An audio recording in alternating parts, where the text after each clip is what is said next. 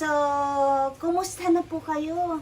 Ito pong nagdaang bagyo dito po sa Taiwan, ang medyo naapektuhan po is ang part ng Kaohsiung.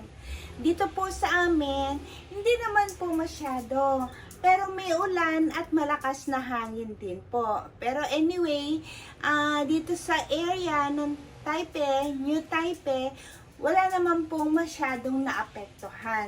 Pero ang naapektuhan po ng husto is yung sa Kaohsiung po talaga. So, ayan po, nagbabalik na naman po ang inyong kasamot-sari Pinay in Taiwan. Magandang araw po sa mga ka-sisters, ka-brothers. Eto, meron na naman po tayong gustong i-share sa inyo na content for today. So, ang aking pong i-share is ang burahi pie. Alam niyo po ba ito? Actually, wala po akong nakitang ganito sa Pilipinas. Yung maliliit po na isda na talagang pinong-pinong isda. So, ang tawag po dito is burahi. So, gawin po natin siyang pie para maiba-iba naman po ang makain ng ating pamilya. So start na po natin. So, kumuha po tayo ng malinis na lagayan.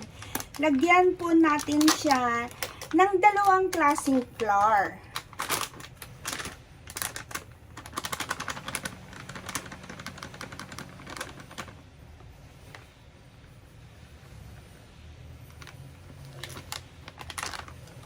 All-purpose flour pwede rin po, at saka itong aking dinadiet is low-fat flour.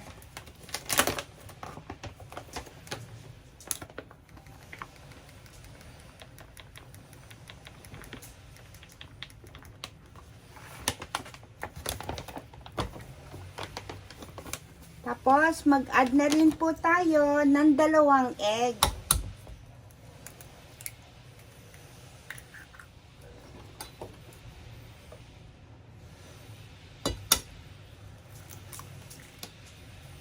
So, since na para sa mga mahal natin sa buhay, so, ang gamitin nating instead na water, gamitin po natin ang milk.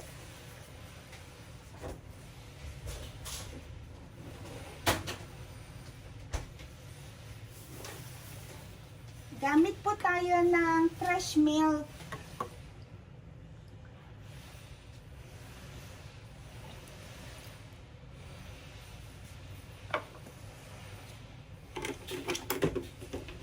And then, haluin lang po natin.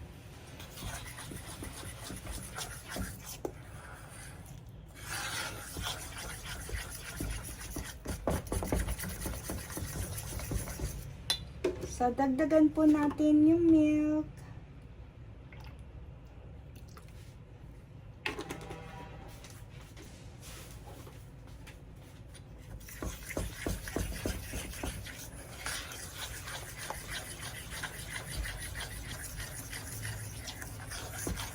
Actually, may panghalo po tayo, kaya lang nasanay po talaga ako sa tinidor.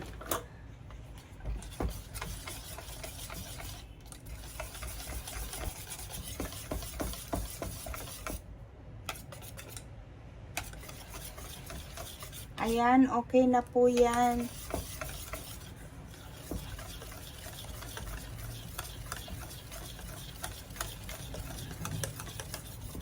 And then, para naman po sa complete na sustansya, haluan po natin siya ng mixed vegetable na merong ham sa loob. And then yung burahi.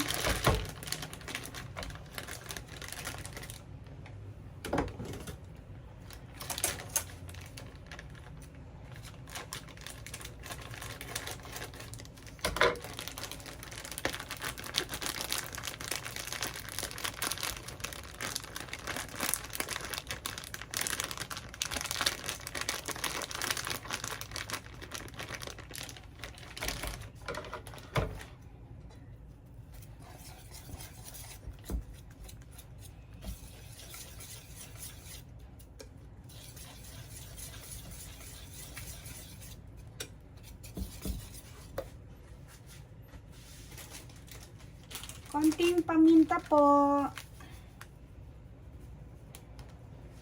Actually, wala po akong puting paminta. Yun po ang inaalala ko dito. Baka yung kanyang itim, baka hindi magandang tignan. Okay, i-mix na po natin yung vegetable.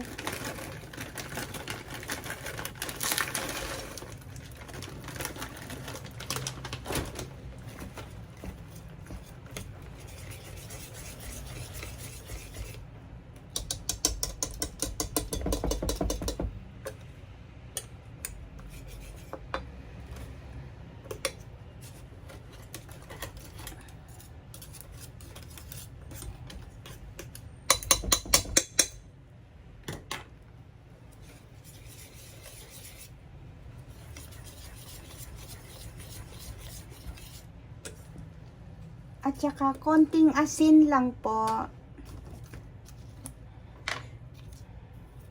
Kasi mamaya ang gusto ko pong sausawan dito is ang ketchup lang po.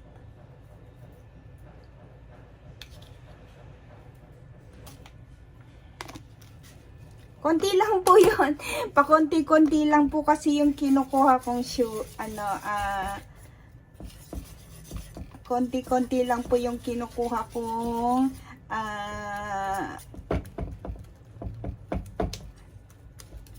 yung salt.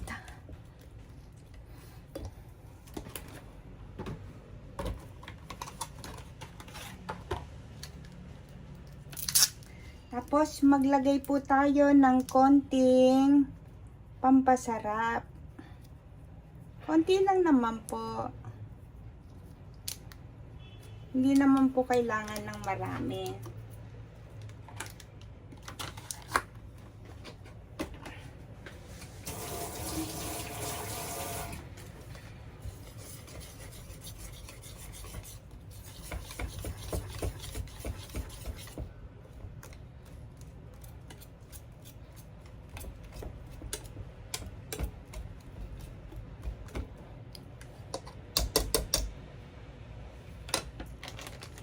Dagdagan po natin yung burahe.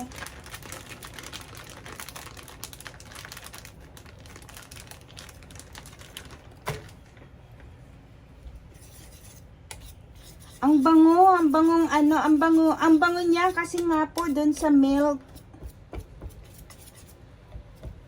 Okay, ito na po to. Tapos na po ito at ating i-prepare na po for frying. Ito po, magpainit na po tayo ng mantika.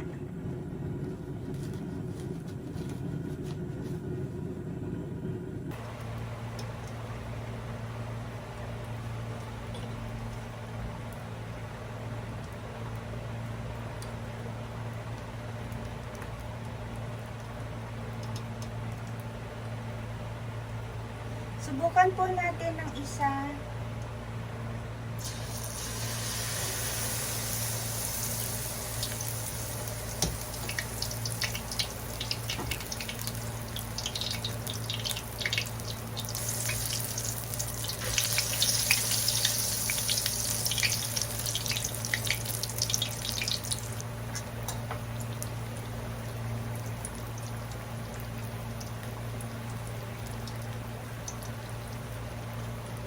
Okay na.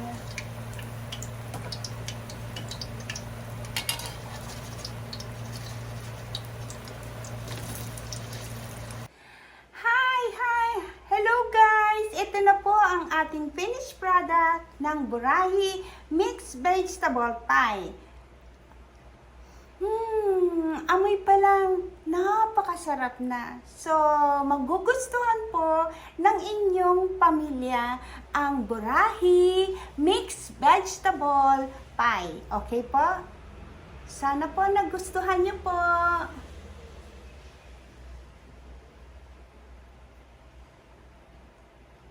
Okay. So, So, sana po nagustuhan niyo po ang Burahi Mixed Vegetable Pie. Okay po. So, hanggang sa susunod na ating content, magsama-sama po tayo. Sa mga nakapag-subscribe na po, maraming salamat po sa inyong lahat. At sa mga hindi pa po nakakapag-subscribe, please, pa-subscribe naman po. Okay po? So, maraming salamat po sa inyong lahat. Sana ho, lahat is nasa mabuting kalagayan. Okay po, so hanggang sa susunod na ating pagkikita, kung meron pa po kayong gustong pag-usapan or kahit na ano po, kahit na kung meron kayong gustong ipaluto or what, or imukbang, kasi nag-iisip po ako ng maidadagdag ko sa aking channel. One of these days, magdadagdag po ako ng samut-sari mukbang! Okay po, maraming salamat po hanggang sa susunod na content po. Maraming salamat po. God bless you all. I love you.